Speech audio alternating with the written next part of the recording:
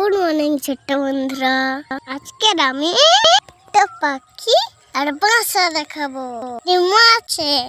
আমাদের যদি দেখে ভালো লাগে সাবস্ক্রাইব করে দাও। তাহলে আমরা দেখে নেই। কত মজা পেলে বলবে কিন্তু। এবার চুপি চুপি যাই। খুব ভালো করে ফোনের দিকে দেখো। এবার পাখিটা এখন ফুরুত করে উড়ে যাবে। এবার বাসায় রাখো চারটে ডিম। ভাগ্যে যে আমাদের পা পড়ে যায়নি।